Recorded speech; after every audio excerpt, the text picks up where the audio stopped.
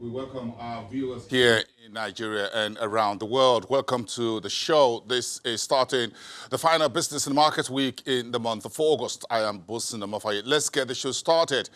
World market starts today on a negative footing, coming off a troubled weekend of trade war 2.0 between China and the US.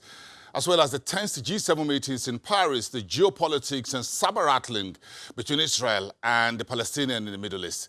Asian markets are in red early today, excluding Indian markets. Oil prices down and agri-commodities knocked as trade war goes from very bad to much, much worse, according to a Bloomberg report early today. Washington and Beijing are now raising earlier tariffs hit levels and amounts, with Bloomberg saying soybean added duty starting September the 1st. We take a more closer look at the global soft commodities tomorrow, Tuesday, as always on our commodities market update. But today we're looking at how the markets are reacting to a very tense weekend in Paris and between the two largest economies on planet Earth. Let's come back home and look at how the Central Bank of Nigeria is beginning to take care of its new credit policy in the banking systems, rolling out a new guidelines for banks and other financial institutions on credit extension and thresholds, as well as the levels of non-performing loans in microfinance, as well as other banks. Let's just give you the new limits in summary, as it were, so that you just understand some of the new thresholds set by the financial regulator. Maximum loan to individual borrower should not exceed 1%, according to the central bank. Loan to group of borrowers or body corporate, not more than 5% of microfinance banks' shareholders' funds. Total outstanding exposure to single person or group of related borrowers should not exceed 20% of commercial banks' shareholders' fund unimpaired by losses. Part of the new exposure draft is the 50% of a bank's off-balance sheet engagement to be applied in determining statutory limit to a single obligor. And outstanding exposure by banks to all tiers of governments and agencies should not be more than 10% of any bank's credit portfolio. Meantime, as far as banks are concerned, non-performing loans or NPLs level to gross loans should not be more than 5% according to the financial regulator, while the central bank has asked all banks to institute processes for computing their financial ratios as well as financial soundness indicators. They should also set benchmarks and actual results, which should be reviewed on a quarterly basis. For mortgage refinance corporations, MRCs, the maximum rate of non-performing loans to total gross loans should not exceed 10% or as prescribed by the central bank. Meantime, the financial regulator also issued what are called eligibility criteria and a checklist for selection of entrepreneurship development centers, or EDCs, under the central bank's agri-sector SMEs, what are called the Small Medium Enterprises program. 25 functional training areas are listed. It's a 3-page exposure which was published on Friday by the central bank. You need to check it out if you wish to be part of the entrepreneurship development centers, which the central bank is focusing on in the agri sector. Part of all of this, what we're onboarding for the new current week. You'll see more analysis on this and unpacking them as we get along with the current business week. Meantime, the SEC says 3.4 billion shares that were consolidated under the multiple shareholder accounts. Another 2.7 million shares accounts were captured under its e-dividend system, reducing the level of unclaimed dividends in the Nigerian market. Part of what Mary Oduk, the head of the SEC, told the media on Friday after the one-day CMC meeting on Thursday. We'll get to that in about a second, but let's check in with the marketplace, where First Ali listed is mutual fund on FMDQ. Let's take a listen to the head of the asset management, Felix Johnson, about transparency and return on investment in Nigeria's money market. Let's take a listen, a quick one. With the listing comes visibility. Visibility expands our clientele base, and that increases liquidity, and the business itself, its scale. So we achieve economies of scale, and on that basis, our returns will be enhanced. And on that basis, I mean, it should be a win-win for the investors in the fund. Finally, transparency, disclosure requirements to SEC, FMDQ, and Augusto and Co., particularly for investors that are looking to mark their investment to market. In the future, we expect to see increased investment by all classes of investors in this segment of the market as more investors and issuers take advantage of the benefit of the security of these funds and continuous return on investment, even as the market matures and becomes more sophisticated. I would use this opportunity to congratulate, or we will use this opportunity to congratulate FMDQ on its transition into a full-fledged security exchange. And thank you, and we hope we'll do more with the exchange in the near future. Alex Johnson, the Managing Director at First Valley Asset Management, 6-year-old FMDQ onboarding more mutual funds as an expanded coverage of what that institution is doing on our market street. So, but the big story was on Friday. That was on Thursday, of course. Then on Friday, we had the SEC briefing the markets as far as the second quarterly meeting of the CMC, the Capital Markets Committee meeting, was concerned, and Mary Uduk, the Acting Director General of the SEC, spoke on a wide range of issues, but grabbing the attention is the bundling, or what you call the consolidation of about 3.4 billion ordinary shares in that multiple registration program that was rolled out with no sanctions, according to the SEC. Then, of course, about 2.7 million shares captured under the new e-dividend system. All of these are part of the success stories that Mary Uduk spoke about. Let's take a listen to her. Nigeria Capital Market Community held its second meeting for the year on Thursday, August 22, 2019. The meeting is a periodic gathering of stakeholders in the Nigerian capital market, where critical issues and discussions are held with the decisions taken concerning developments in the capital market.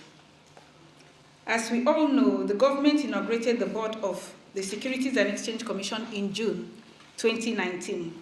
The board, under the leadership of Mr. Olufemi Elijadu, comprises distinguished individuals with diverse expertise and experiences, which would be of immense benefit to the Commission and the progress of the Nigerian capital market in general. In performing our mandate, the Commission within the quarter carried out enforcement action against Dantata's success and profitable company, an illegal investment scheme operating in Kano State and its environs.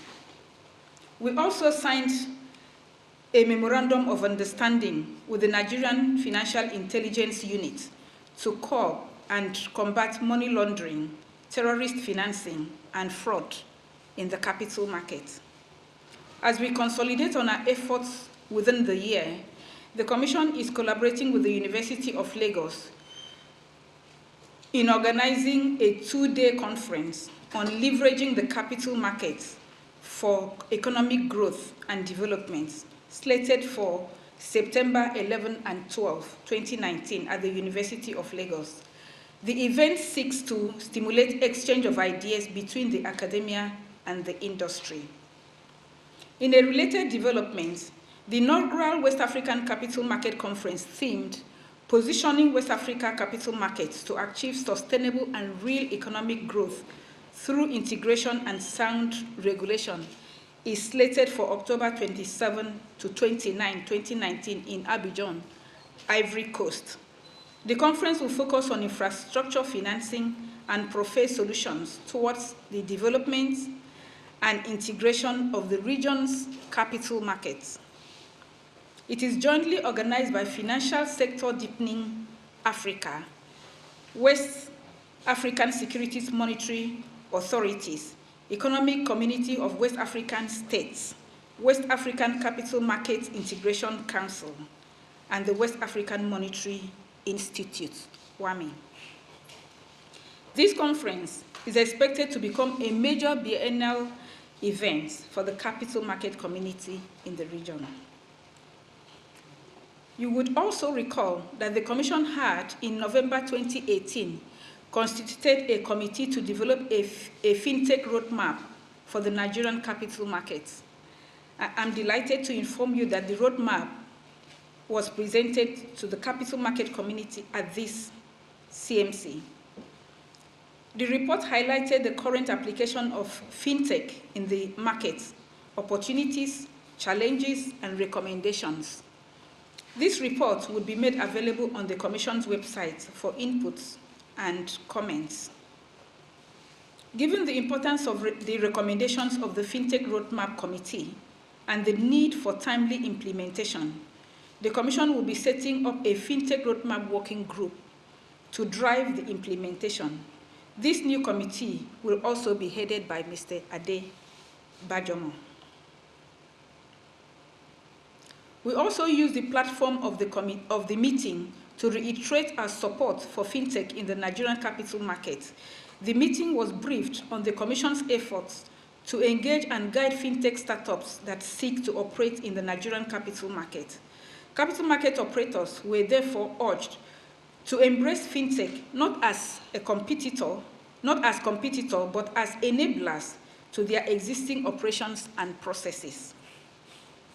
The market was informed on the success recorded during our engagement with the Lagos State Probate Registry, and it was also resolved that there was need to extend the enlightenment campaign to probate registries across other states of the country. Recall that the Commission had earlier required CMOs to register with their relevant trade groups. To ensure compliance with this directive, SEC currently requires proof of registration with trade groups as a prerequisite for operators to carry out transactions or make any submission at the Commission. The Commission noted the challenges posed to the market over the uncertainty around the collection of stamp duties between FIRS and NIPOST. We informed the market of the SEC and CAMIC advocacy engagements with the Office of the Vice President and the Federal Ministry of Finance to resolve this issue. We expect this to be resolved very soon, as well as a request to exempt equities transactions from VAT payments. Further updates we received from the technical committees as follows. 1. The Commodities Trading Ecosystem Committee informed the meeting of its proposed roundtable on the commodities ecosystem with key stakeholders slated for 3rd October 2019. The committee also reported the commencement of a quarterly bulletin by the Commission focusing on issues in the commodities market. It further raised the need for collaboration between SEC and relevant stakeholders to develop a certification framework for collateral managers. The Financial Literacy Technical Committee reported on the success of the collaboration between the capital market community and the National Education Research Development Council. Two weeks ago, a workshop was organized to infuse the earlier developed standalone content into the curriculum of primary and secondary schools. The committee also displayed some enlightenment video and publications to be disseminated via social media. Other market operators were also urged to develop SEM. In the report of the Non-Interest Finance Committee, we learned of the ongoing conversations with the African Development Bank to issue Sukuk under an existing issuance program. The market was also informed of the existence of an Islamic Finance Forum portal, where operators could visit to obtain necessary information on information financial products. The committee is also in discussion with the Debt Management Office on the possibility of issuing short-term Sharia-compliant papers as part of the periodic Nigerian Treasury bills issuances. The Multiple Subscription Committee informed the meeting that the Committee of Heads of Banking Operations had agreed to collaborate with the Commission to display banners in banking halls all over the country, sensitizing the public on the regularization of multiple subscription of shares. Company secretaries of listed companies have also agreed to display similar information on their website and offices. So far, the regulation exercise has recorded the consolidation of over 3.4 million units of shares. The Identity Management Committee gave updates of its meeting with National Information Technology Development Agency, NITDA, on the implications of the Nigerian Data Protection Regulation on capital market operations. The committee also stated its plan to develop a standardized data form which seeks to consolidate registration and access to processes in the capital market by investors. After extensive discussions, listed below are some of the resolutions taken at the meeting. 1. SEC to invite NITDA to the next Capital Market Committee meeting to make presentation on the impact of the Nigerian Data Protection Regulation on the capital markets. The Commission to engage CBN to include EDMMS charges in the guideline for bank charges. The head of the Securities and Exchange Commission of Nigeria, Mary Odok. So it was a very interesting week as President Buhari announced his cabinet, and everyone got a lot happy about that. On Wednesday, the market took a very good reading for Wednesday, Thursday, and Friday. So check through the market. 3% on the Ocean Index on Friday as for the weekly gain was a very good one.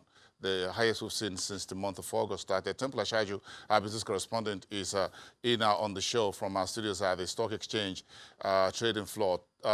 Temple, good morning. It's good to see you. This was as good as it can get. We almost got back our 28,000 reading on the composite index thanks to this very positive political development.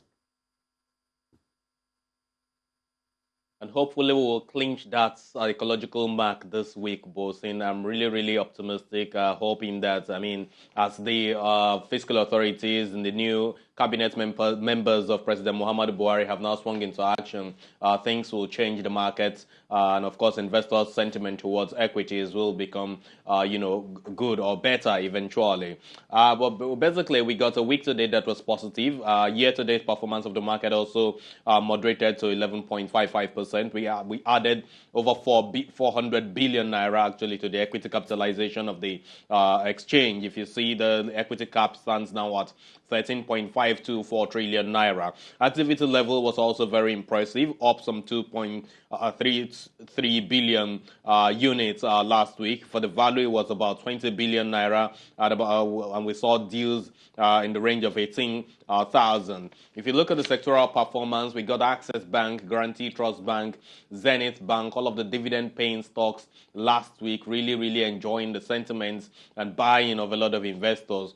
These companies were up enough to push up the indices of the banking sector. Consumer goods was also quite positive. I'll take a look at Nigerian breweries, which was down to 50 naira flat for some time. It was up last week by some 1.4%. We got Nestle rising, we got UACN also gravitating towards 10 naira, which is its support level. Industrial goods, thanks to Dangote Cement, managed to get some 1.5%. Insurance sector was about the only sector where investors quickly took some profits due to the gains that sector had actually experienced in recent times. Oil and gas enjoyed some gains around O&O, which is up by 20% plus for the week, and MTN, which was a standalone company helping the sector, with some good liquidity there. MTN was actually up some 2% last week. Let's look at the unlisted securities market. That was down 0.94%. At some points, the platform didn't even experience some trades, no trades at all. It was basically unchanged. We saw value for the week at 55.31 million naira.